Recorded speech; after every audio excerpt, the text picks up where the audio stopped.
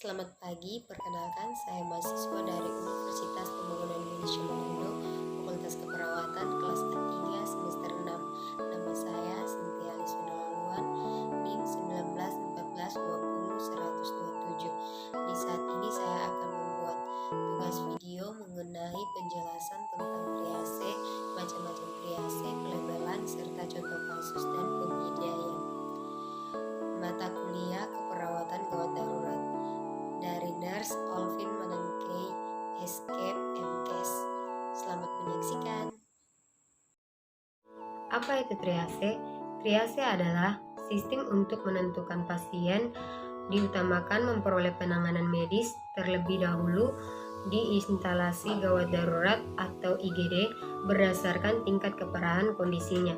Tujuan triase keperawatan gawat darurat yaitu yang pertama, identifikasi cepat korban yang memerlukan stabilisasi segera.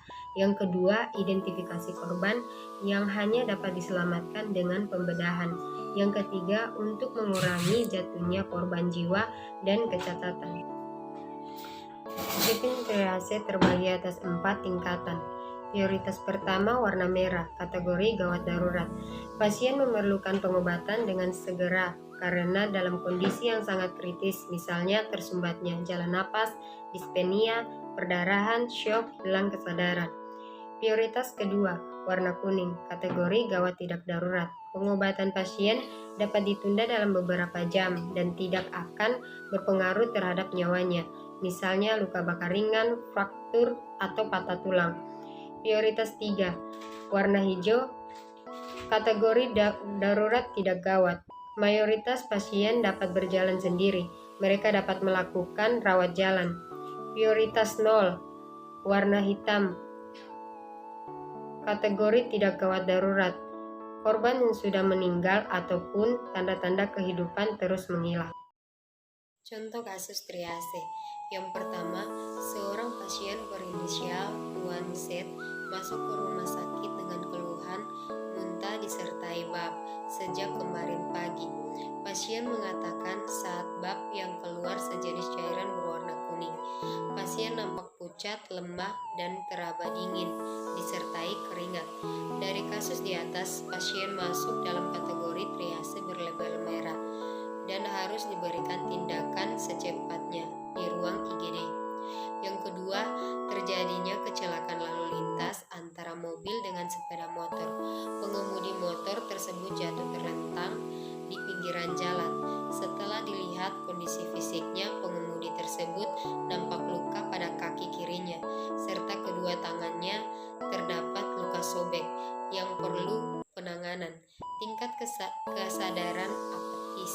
Dari kasus di atas, pasien masuk dalam kategori triase berlabel kuning dan harus dilarikan ke rumah sakit untuk diberikan tindakan berupa hekting pada sobekan luka yang terdapat pada permukaan kulitnya. Seorang ibu membawa anaknya ke rumah sakit dengan keluhan demam sejak 3 hari yang lalu. Permukaan kulitnya teraba panas. Ibunya mengatakan anaknya rewel dan tidak mau makan. Ibunya nampak cemas melihat kondisi anaknya. Setelah diperiksa, anak tersebut mengalami peningkatan suhu 39 derajat Celcius. Nadinya 97 kali per menit, pernapasannya 20 kali per menit. Dari kasus di atas, pasien masuk dalam kategori triase berlabel hijau. Yang keempat, terjadinya kecelakaan lalu lintas di jalan raya antara mobil dengan sepeda motor, tepatnya di depan kantor bupati.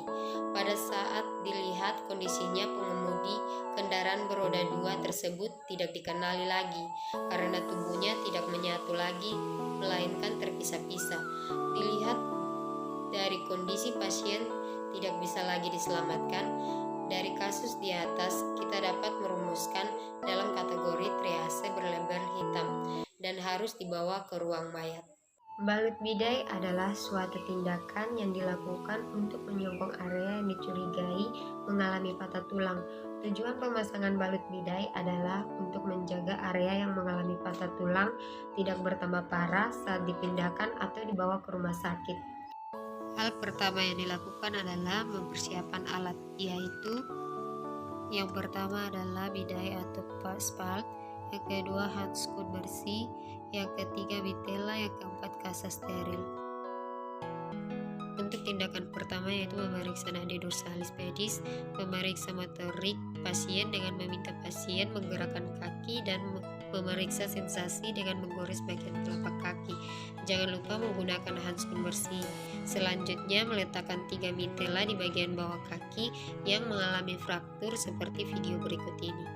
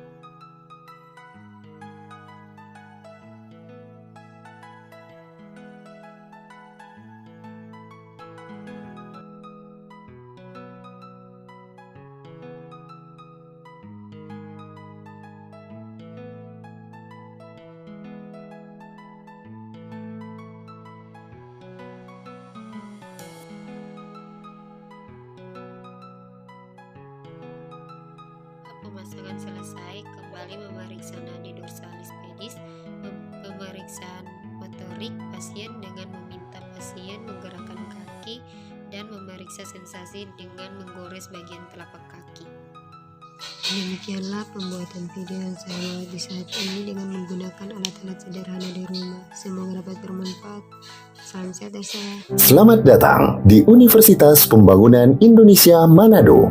Fakultas Keperawatan, Prodi Ilmu Keperawatan, dan Profesi Nurse. Didukung oleh sumber daya manusia yang berkompeten dan tersertifikasi, Universitas Pembangunan Indonesia Manado memiliki dosen dan tenaga kependidikan dengan latar belakang S2 dan S3 lulusan dalam dan luar negeri.